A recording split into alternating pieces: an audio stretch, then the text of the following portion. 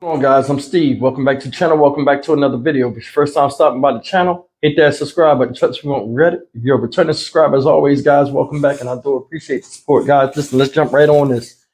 This news broke about an hour ago. There's an active mass shooter on the loose in Lewiston, Maine. Now, supposedly, this started around 7:15 Eastern Standard Time, and it ran all the way through 8:15. Now, this person pictured up here is the gunman. People are asking police for their help to identifying this guy. Supposedly, guys, this guy shot up 3 separate locations, one of them being a bowling alley, supposedly. Now, I want to, before I jump in this clip, because I mean, this story just broke, so it's not a lot of details with this. Let me explain something to you. Listen to these numbers of people that were hurt and killed in a 1-hour period. 22 people are dead, reported dead so far. Check this number out. Between 40 and 60 people have been injured behind this. Destruction of one person. Guys, check this out, and we'll come back and talk about it a little bit. Breaking news in Maine. Police there confirmed they are investigating an active shooter situation in multiple locations. Police say a number of people have been shot and hurt in 3 separate locations in Lewiston, Maine. Schools in the area were quickly put on lockdown. People in nearby Auburn have been told to shelter in place and lock all doors. Police have released a picture of the suspect. We'll show it to you here. He appears to be holding a long gun, and according to experts we've been speaking to, there's a scope attached to it.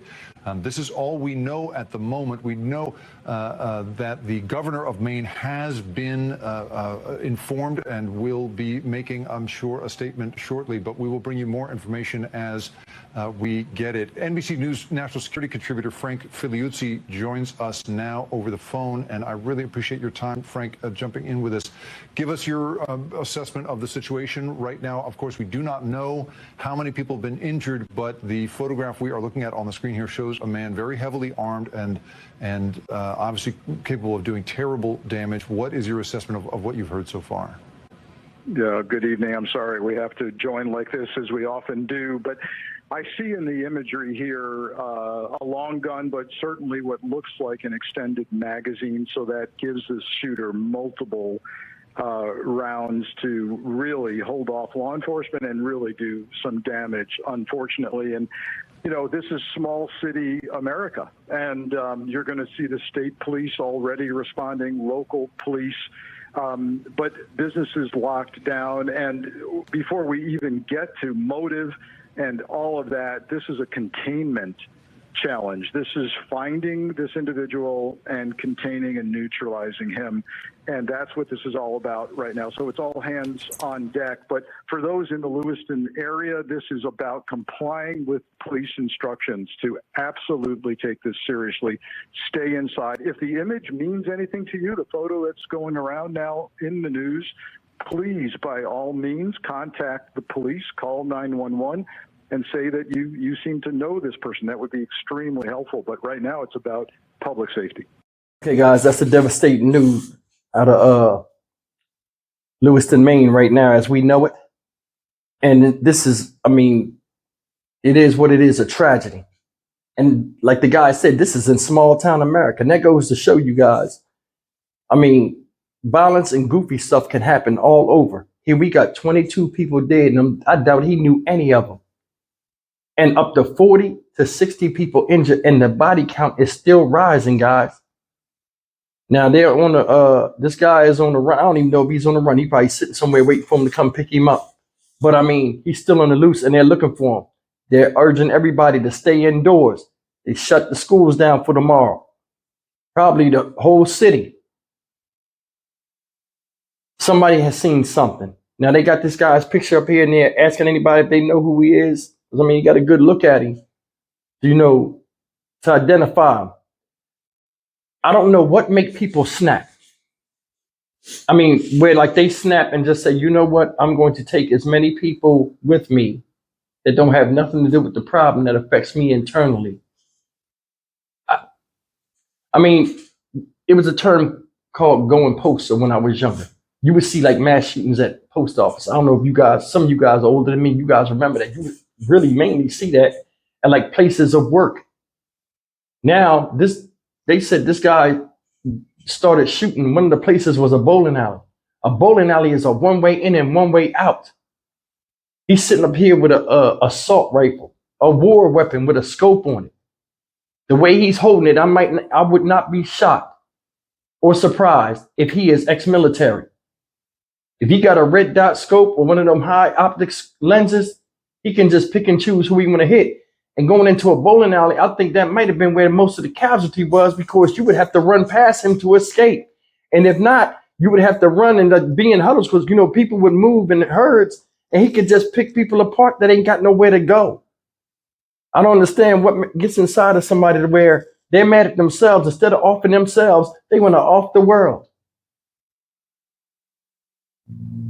All in all, man, my heart and, you know, prayers go to the